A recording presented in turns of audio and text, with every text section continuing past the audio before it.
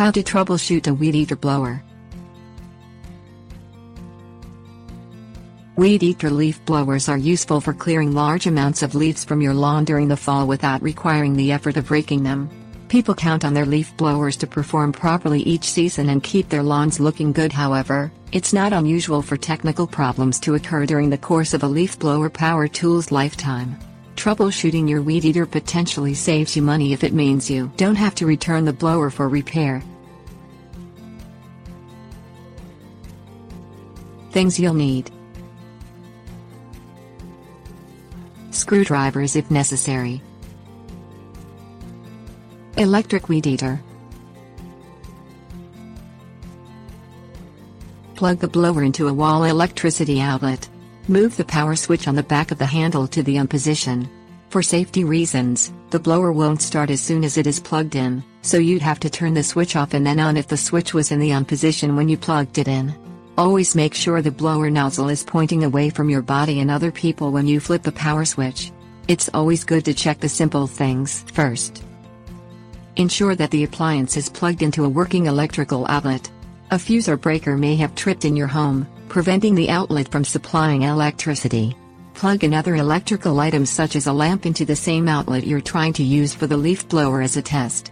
If the lamp worked previously but doesn't work in the blower outlet, the problem likely lies in the outlet, not the blower. Replace any blown fuses or reset trip breakers and try again. Always make sure the outlet is switched on if necessary before starting the blower. Some outdoor electricity outlets have reset buttons to push the switch power on.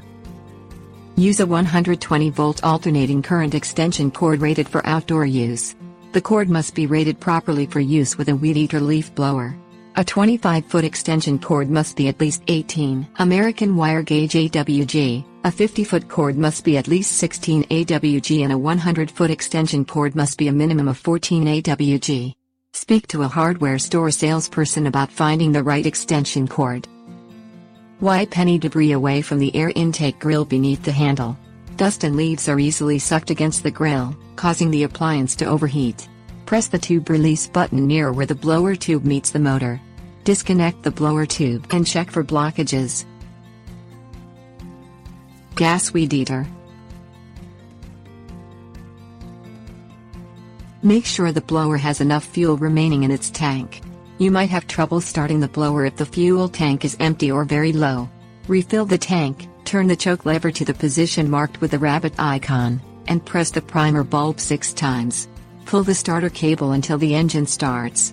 Move the choke lever to the choke-off position once the engine is warm. Let the engine cool, then remove the screw over the air filter cover on the side of the motor. Carefully remove the air filter and wash it with clean soapy water, removing any dirt or debris. Let it dry. Add a drop of oil and squeeze the filter to distribute the oil throughout the filter. Return the filter to the blower and screw the filter cover back on. Try the blower again. Dirt and debris can restrict the airflow into the engine. Clean the filter again after 5 hours of use. Let the engine cool and twist off the rubber boot covering the spark plug. Unscrew the existing plug and replace it with a new Champion RCJ7Y spark plug. Screw the new plug in place using a 3/4 inch socket wrench and replace the rubber boot. You should replace the spark plug every year. The motor won't start if the spark plug isn't working.